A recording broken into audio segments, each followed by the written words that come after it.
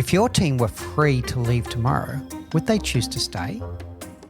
What makes someone not just work for you, but stay with you year after year? And what if the key to customer experience lies in how we treat our own people?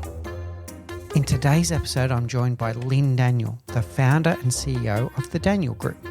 What makes Lynn's story truly compelling is that in an industry notorious for high turnover, his team has stuck with him for decades. So get ready to take notes and be inspired as we learn the real secret sauce behind Lynn's low turnover. Hey everyone, and welcome back to the Leadership Project. I'm greatly honoured today to be joined by Lynn Daniel. Lynn is the CEO of the Daniel Group, an organisation that helps other companies to measure, manage and improve customer experience. But here's the thing. In an industry that typically has a very high turnover, Lynn's organisation has a very low turnover. So that's what we're going to explore today. What does it take to create a resilient organisation with a low turnover, and what is the impact of doing so? So without any further ado, I want to know the secret sauce that Lynn has got here, and I'm sure you do as well. Lynn, I'd love to hear from you a little bit of your background, and then what inspired you in this area around customer experience and how this resilient organization with a low turnover impacts that business. Thanks a lot. I'm really looking forward to our discussion today. A little bit of history about us. I started the firm in '89. We were doing market research, strategic planning work mostly. In late 1990s, early 2000s, we started working with some clients, a couple of Caterpillar dealers, and I noticed several things. One was not as much awareness as you might expect of customers that were losing out the back door, people walking away. So we made a pitch to one of our clients and said, hey, we'd like to offer you a chance to get better feedback from your customers on an ongoing basis. So we did. They started with us, Blanchard Machinery, which is a Caterpillar dealer in South Carolina. And I'm pleased to say they're still a client for us. Enjoy working with them greatly. But we started with them and things basically sort of took off on their own. And we grew through just doing a great job and letting people talk about what we did for them. As we got started, we had to have people to make phone calls because remember, this was early 2000s, late 1990s. The use of digital feedback was not quite as large as it is now. So we needed interviewers. We needed people to make phone calls with these customers. And so that's when I started creating a call center. Well, it was a little different call center because even back then, everything was remote. So people worked from their homes. Necessity, they say, is the mother of invention. Well, it was a necessity for me because I frankly didn't have the money to rent space to put a lot of people in. Well, it turned out that was a bit of a hidden strength for us because we found out that people, one, like to work in this remote environment, and two, with technologies as they evolved, we were able to monitor what they're doing, making sure it met our quality standards and making sure it met our productivity standards. And along the way, we, I think, developed this culture around paying attention, listening to our researchers, the people who are doing the interviews, and trying to help them understand, one, how to do a better job. And then also they helped us in many times in being responsive to our clients. If there was a sudden problem, sudden issue that a customer mentioned, they made sure that got back to our clients. So I think for us, it really took a lot of work hiring the right people. I can't emphasize that enough. People have to mesh well into your culture. You can't have, in our case, we can't have those that want to be lone rangers and want to go out and do their own thing. We've got to work as a team. And I think that's one of the things that's been the secret of our success over the years and keeping a very loyal workforce where the turnover is, while we still have turnover, you're going to have turnover in this business. It's much lower than any benchmarks we look at for turnover in this situation. So, first of all, Lynn, I want to say congratulations on your success. If you've got customers that are still with you 30 years later, that speaks volumes. I also love the resourcefulness of you finding essentially what is now the work from home or hybrid experience that we're all experiencing now. You were a pioneer of that, and you were 30 years ahead of the rest of us there as well. The key message I heard there, Lynn, is listening. So in this customer experience world, you've picked up that, well, if you've got an organization that's losing customers, are they listening to the customers? So are they why aren't the customers sticking with us? What is that feedback and what are we going to do with that feedback? But then you're immediately turning that to your team and going, okay, with our team, if we want our team to stick around, are we listening to our team? So listening to customers to make sure you know what success looks like for them and why they would leave versus why they would stay. And to me, that's the same with our people. If we're not listening to our people, they're going to find the exit door. How does that sit with you, Lynn? That's absolutely true. We have several managers, or the frontline managers for this team of 80 some odd people. And they are just excellent at working with the team, working with the individuals, giving them feedback, training them, coaching them. Honestly, Mick, they have a lot more patience than I would have, but that's just me. That's why they're in their jobs and I'm in mine, because I don't think I would do very well sometimes in their job. But it's that listening it's also goes beyond listening to express some concern. For example, we've got a longtime employee now who is battling cancer. Whenever we have one of our employees, especially a long timer, who's facing a serious issue like this, we don't just ignore them. We'll do things like provide some meals for the families. If they're not able to do anything at that point, we'll do other things, because sometimes, the one I mentioned who's facing the cancer problem right now, the challenge with cancer is she's one of these active, gregarious, really, really effective interviewers. She could talk to most anyone, anywhere, and get the answers that we're looking for. But this bout with the illness and the treatments have really made it very difficult. So sometimes some of our people I know, I've heard through the grapevine, they'll just give her a call and say, Tina, how are you doing? Anything we can do for you? How's it going? Now, she's still working part-time, but that's an example of concern. And I think in today's world, just showing that empathy, showing that concern, and I should say meaningful concern, it makes a lot of difference with your employees. Yeah, I couldn't agree more. I'm sorry to hear that your staff member is going through that. Now, our thoughts and prayers are with them at this moment. What I'm hearing there is two things. It's empathy and loyalty. So when we're loyal to our staff, when they're going through a tough time, it builds loyalty in return. They'll always remember that.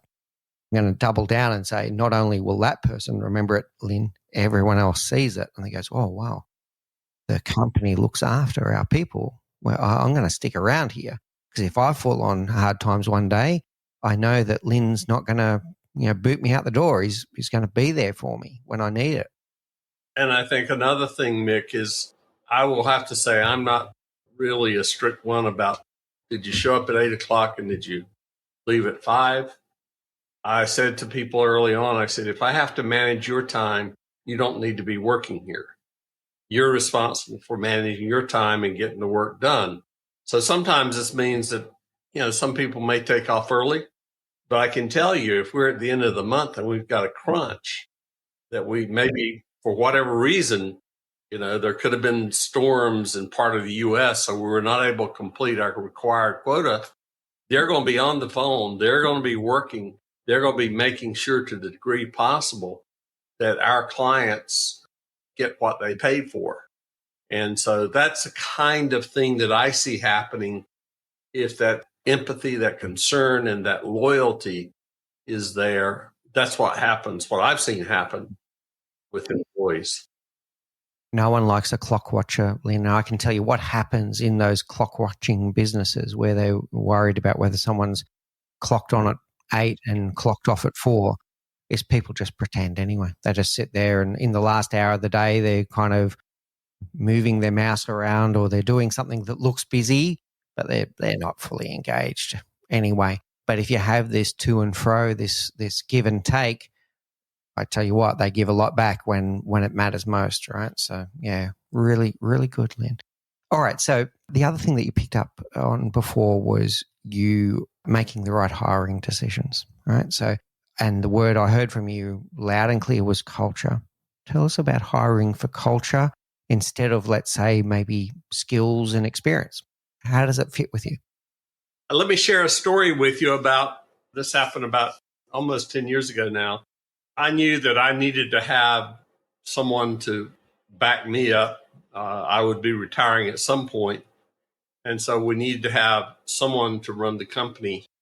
I was very hesitant to go the traditional headhunter route, primarily because I think I'm not knocking headhunters, but too often it's luck of the draw in terms of the fit that you have between the person you hire in your organization.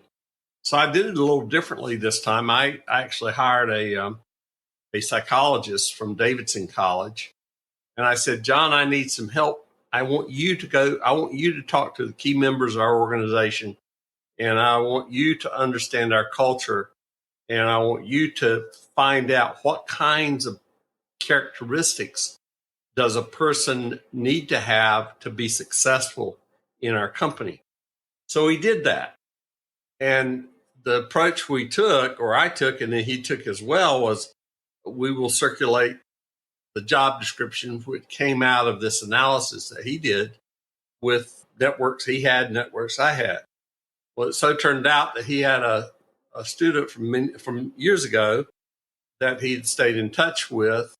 The fellow was a senior exec at Bank of America, and he became one of the 4 finalists.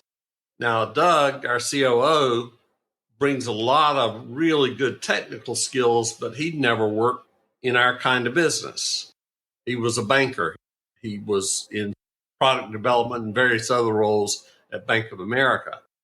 So he never worked in our business. But what was compelling to me about Doug is he fit so well with the culture that we had. The feedback I got from the employees, because he interviewed with everybody on our management team before we signed the deal with him.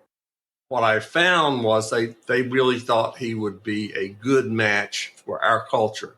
And it's been a fantastic match. I consider Doug just so effective with our team members. He brings some skills to the table that I do not have. So I think we complement each other very well. He's just been a fantastic leader for the company.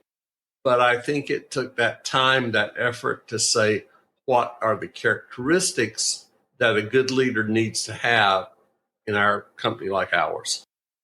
There's a few really key things I'm hearing there, Lynn, and you finished with one key one, which is time. Taking the time to find the person with the right cultural fit.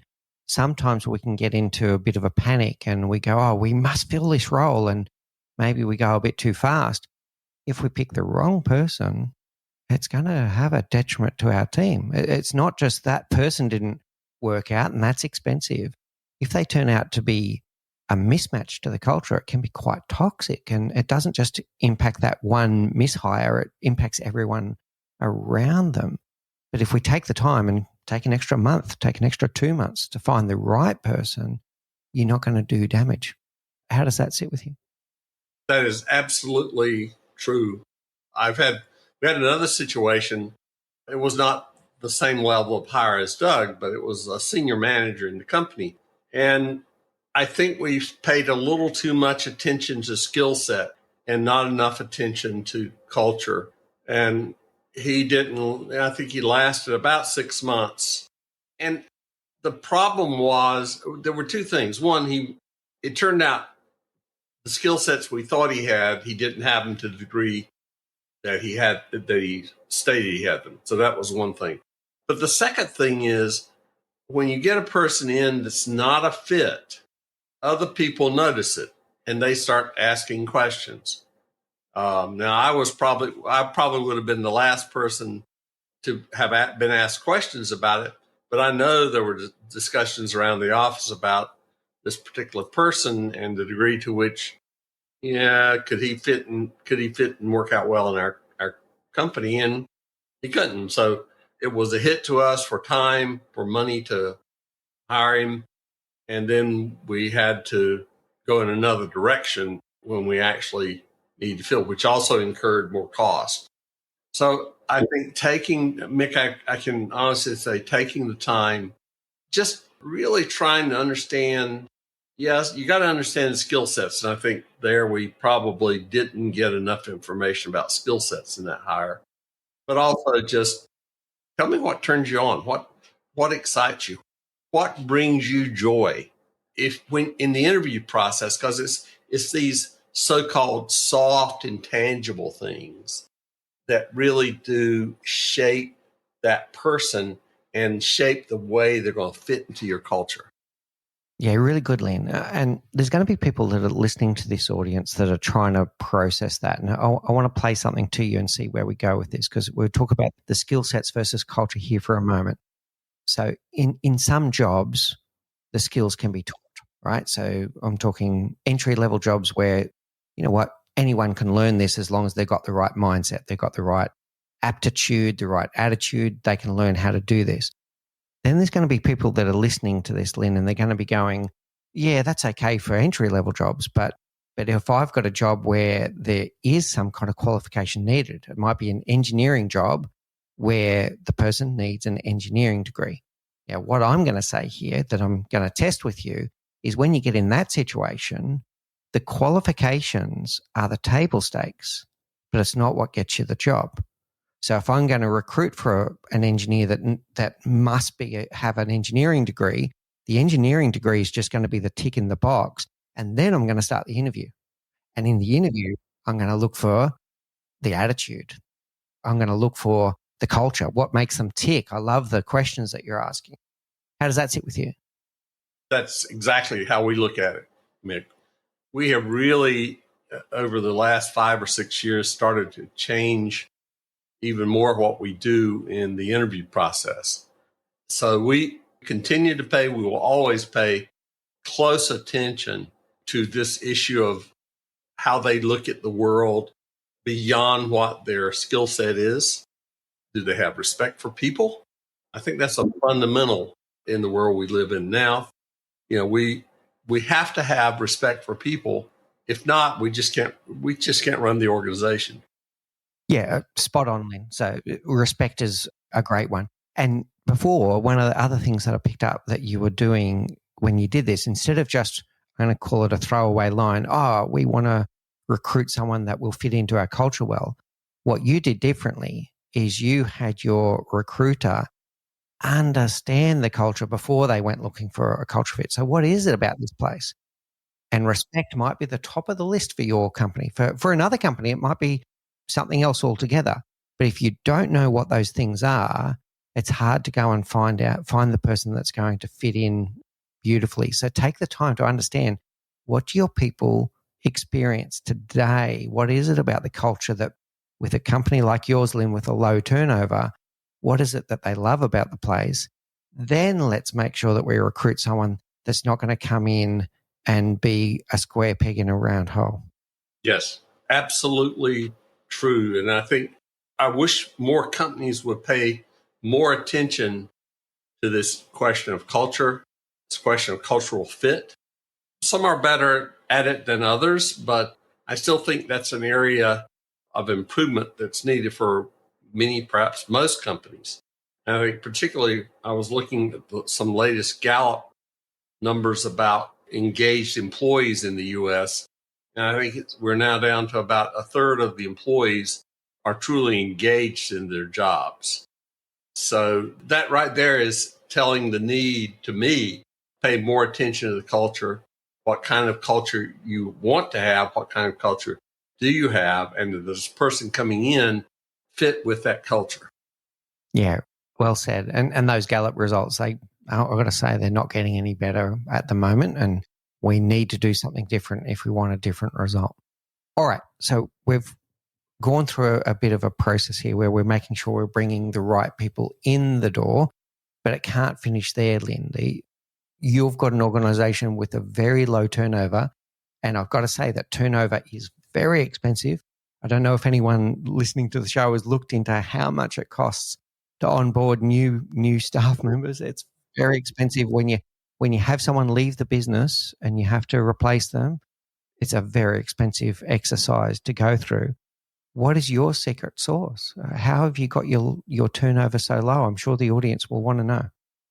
I think we have an informal understanding around our company. It becomes very formal when someone comes in. And generally, I will be, other than some of the frontline interviewers, I will interview everybody coming in for a new job.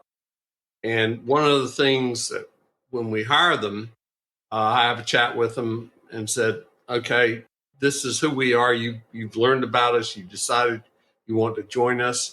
But let me tell you a little bit more about us. And there are really two things I say to them. First, we're here on this earth to, and in this business, to one, have some fun, two, make some money, and three, make a difference, a positive difference for our clients. Not necessarily in that order, but I think we generally live by that. So if we've got to spend extra time on a phone call to get some clear answers for a client, we do that. People don't get in trouble because they spent, more than X number of minutes on a phone call. That's just the way we are. The second thing I say to them, which I think also describes a lot about our culture, is I've always said to each new employee coming in, I am far more interested in having you beg forgiveness than ask permission. Why? I think that communicates to people that, you've got some responsibility that you need to fulfill yourself. Will you make a mistake? Yep, sure will. I've made many over the course of my career. But you don't make a mistake unless you try. And we want to have an organization in which people feel free to try and at least explore things that people may not believe are valid, perhaps, may not believe they're useful, perhaps. I mean, we've had some things that have come up that from suggestions of our employees that have really been very beneficial. But I think the only way that it was to become beneficial is because they felt comfortable raising what in some people's minds might have been a little bit of a crazy idea.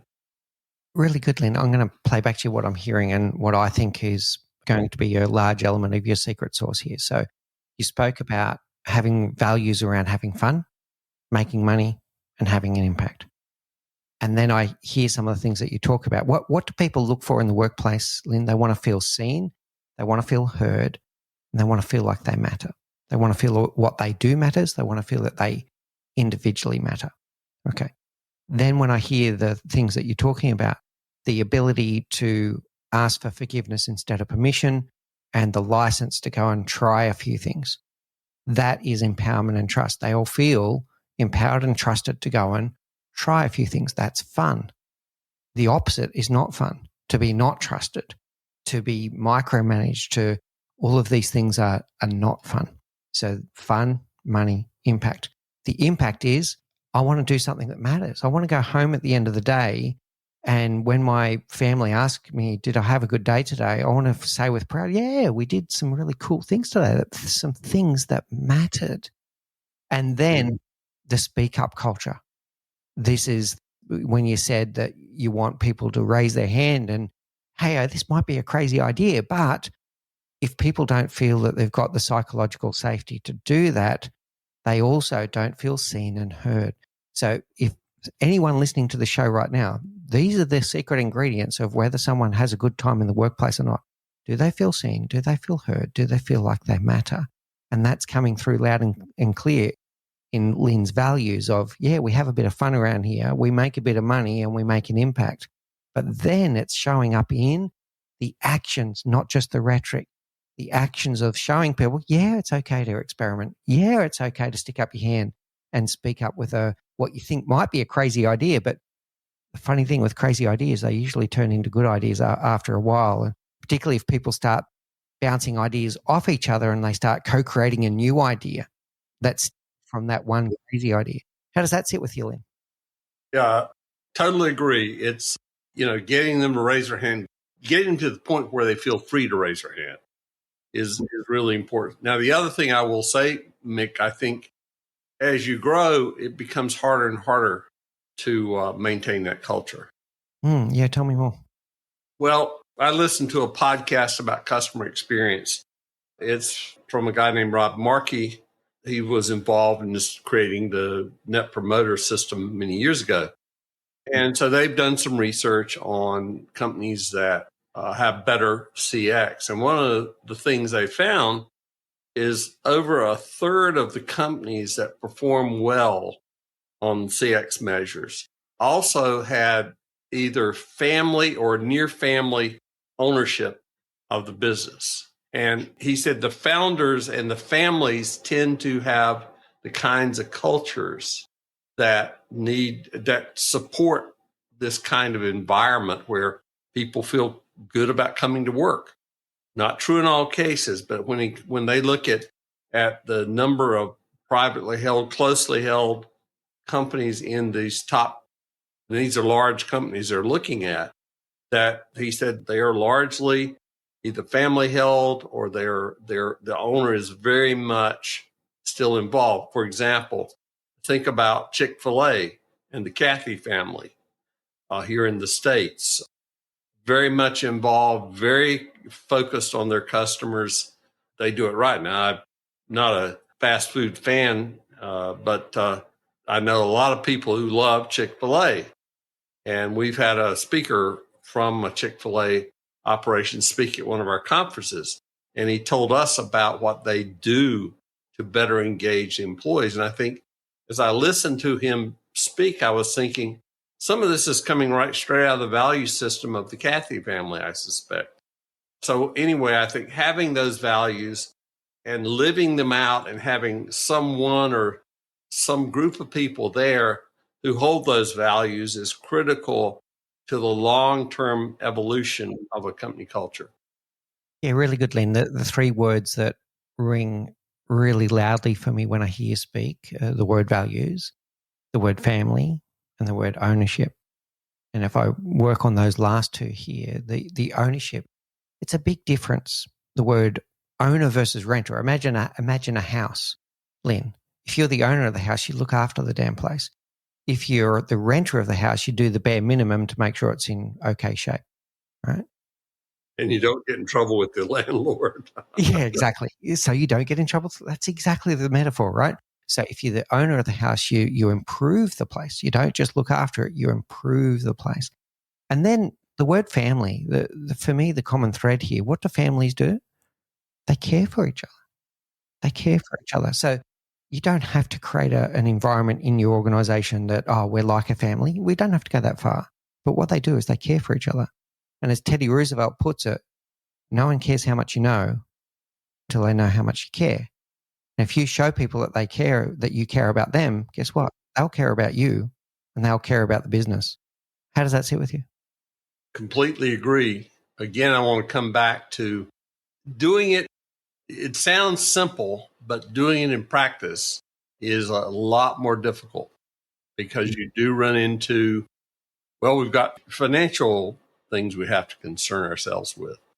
We've got a variety of other things that can cause you to lose focus on that.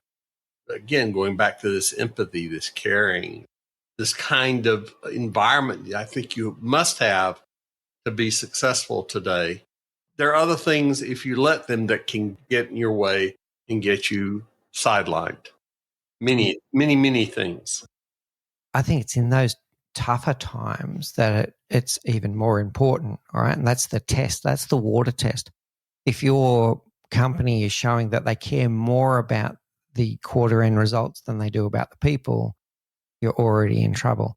And the word values, what values still exist on that day where it's not a good day, that's the true test of whether a company is living by their values. It's not in smooth waters. Everyone can live by their values and their perceived values in nice times. It's on the stormy days. Do we still live by our values? That's a true test of the culture at that point. Yeah, over the years, we've had some challenging times. And when you're the single leader in a company, which I was for a number of years, or the CEO, still am CEO, but did not have Doug in his role, it gets a bit lonely. And I can remember one time we were having some just real big challenges. And one of our managers, whom I know very well, she's been with us for a long time. I came in one day, and then she came in my office, shut the door. She said, "Lynn, let me give you some feedback. You're walking around here looking like you're about ready to die, and it's affecting all of us. So think about that when you come in." That's all she said. She got up and left, and I very much appreciate it, because I never fully realized just how my appearance, the way I held myself, if I was down, how that affected people when I walked into the office. But it did, and it does to this day. Absolutely. People have pick up on that stuff so much, Lynn. The other thing you said there is very true, by the way. Leadership can get very lonely at the top, but sometimes we don't let others help us. And I'd say that when she's reaching out to you, she's not just reaching out to you to talk about, hey, you're having an impact on everyone. That was out of genuine care for you too, Lynn. And that's a great example of instances I've seen over the years where we've had things like that happen to sort of bring us all back in line where we need to be. Now, before we hit record, we also spoke about that this all rises on and falls on leadership. And you and I, we spoke about the famous quote that people don't leave companies, they leave bosses. How do you then ingrain some of these things that you're talking about in your leadership? Not in you, Lynn Daniel's leadership. I'm talking about in your leadership structure. What are you doing to invest in your leaders to make sure that they're living these values, that they're creating this empowerment and trust, that they're creating this environment where people can try and experiment things without fear of being chastised for failure, etc.? How are you penetrating that into your leadership structure? First thing, something I talked about earlier, is you got to hire right. You've got to hire people that understand, or at least you think may understand, your culture. Secondly, you've got to provide some coaching. And I'm not talking about annual reviews. Yes, they're needed, although as I've gotten older, I think annual reviews are a little bit of a waste of time, but that's my own opinion. But what is needed more and more in companies is episodic consulting with an employee. Hey, let me give you some feedback on how you handled that. I've got a manager. He tends to like to talk a little too much sometimes in presentations. So I've been giving that kind of feedback to him, and it's getting better, much better, actually. So I think it's a matter of coaching, Mick, a lot to create the kind of culture. And it ultimately starts with me. I've got to be the one who can do that coaching. I think, secondly, there are ways to get some training for people, especially those that, hey, they've got the real good skill set. Maybe they're a little rough on some other things. For example, not someone that may not be able to take constructive feedback very well. That kind of training can really be very helpful to people. Don't need to overuse it, but it needs to be used where needed, because I found it to be very, very effective. And I think the employees appreciate it as well, because, hey, they realize you're trying to help them be more effective, more productive employees. Yeah, really good, Lynn. Two things there. Episodic coaching You've given me a new term, and I love it already. And I'll talk about that in a second. And then developing your leaders. So on the episodic coaching, you now got a fan base of 2 that tells you that the annual review doesn't work. And the problem is feedback doesn't age well, Lynn. It's unfair. It's completely unfair on someone to pull them aside once a year and say, hey, here's a list of all the things that you did right this year. Here's a list of all the things that you did wrong this year. Episodic coaching, and I'm going to say it's not just the constructive stuff, it's also the positive reinforcement. In the moment, at the end of that presentation, here's all the things that I thought went really well. But here's where I also think that you could do better next time. In the moment, because it's fresh in their mind. Telling them that 12 months later, hey, do you remember that presentation that we did 11 months ago?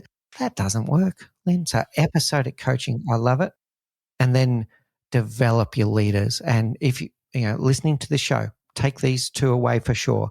Episodic coaching and then developing your leaders. If you have a high turnover in your business right now, it'll be because people are leaving their boss, not because they're leaving the company. And if you haven't developed those leadership skills in your leaders, expect that you're going to have a revolving door in the organization. How does that sit with you, Lynn? Completely agree.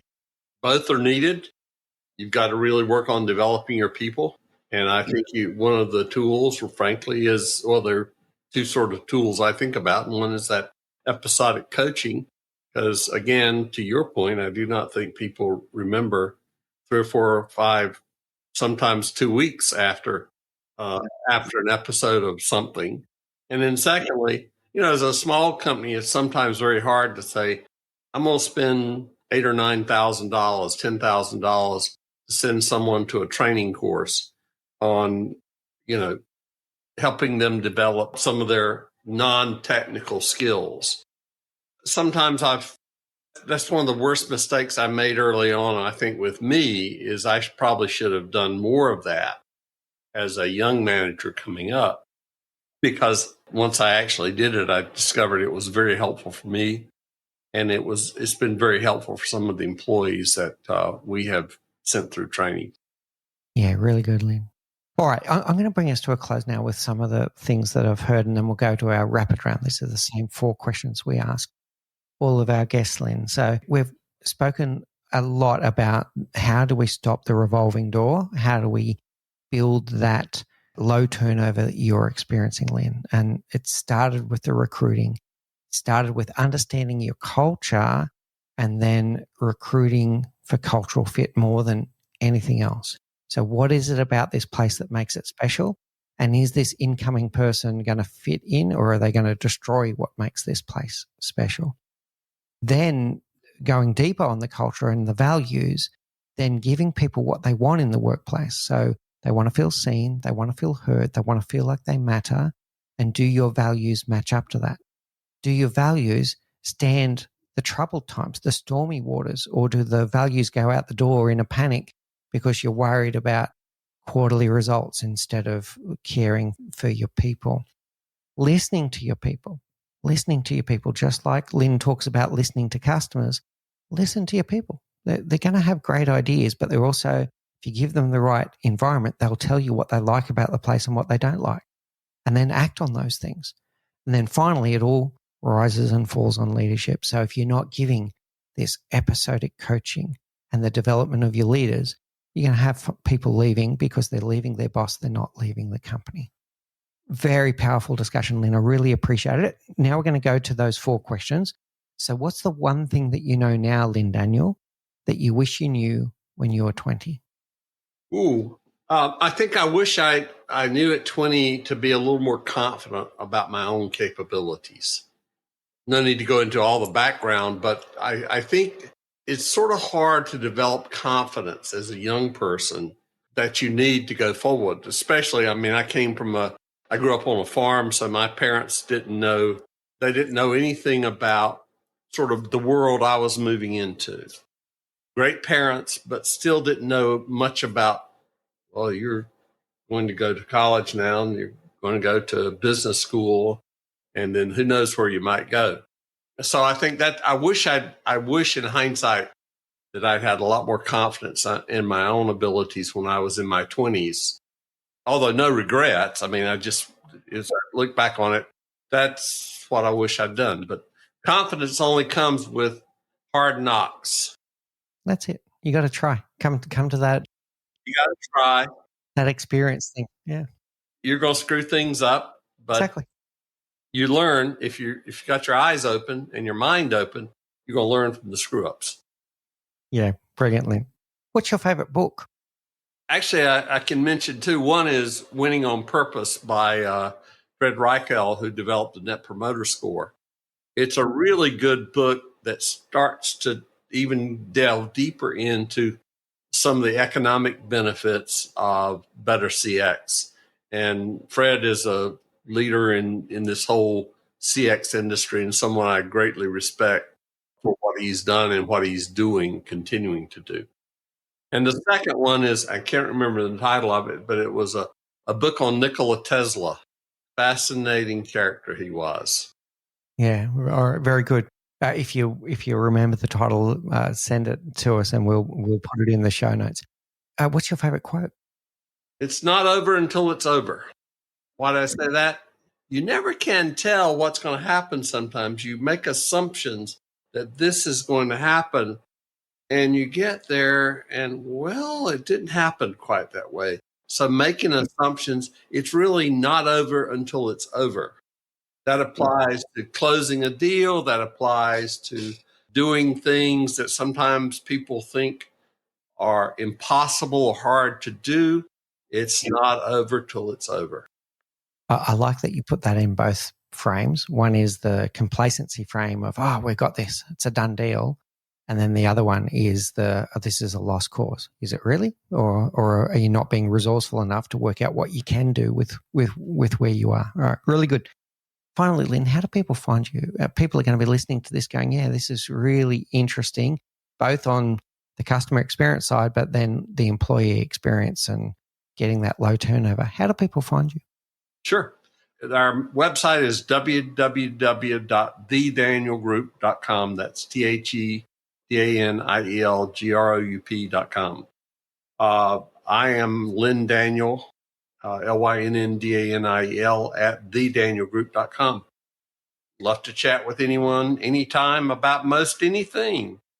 All right, brilliant, Lynn. Thank you so much for sharing your wisdom today, your experience, and giving us lots of actionable tips on how we can lower the turnover in our team and create an environment where people love to show up and do their very best work. Thank you so much. Thank you, Mick. I appreciate it. Great job. What a rich and meaningful conversation with Lynn Daniel. He reminded us that loyalty isn't built through policies. It's built through people feeling seen, heard, and cared for. That customer experience starts with employee experience. And that when you hire for values, lead with empathy, and trust your people, you don't just build a team, you build a legacy. So here's a question for you today. Are you creating the kind of culture where people choose to stay through good times and tough times? And if not, what small change can you make today to better listen, better support, and better lead? If you found value in today's conversation, be sure to follow, share, and leave us a review. It helps more leaders around the world find and benefit from these insights. In the next episode, I'll be sharing my own reflections on what I learnt from Lynn and how I apply it in my leadership. Thank you for listening to The Leadership Project at mickspears.com. A huge call out to Faris Sadek for his video editing of all of our video content, and to all of the team at TLP. Joanne Goes On, Gerald Calabo, and my amazing wife, Say Spears. I could not do this show without you. Don't forget to subscribe to the Leadership Project YouTube channel, where we bring you interesting videos each and every week. And you can follow us on social, particularly on LinkedIn, Facebook, and Instagram. Now, in the meantime, please do take care, look out for each other, and join us on this journey as we learn together and lead together.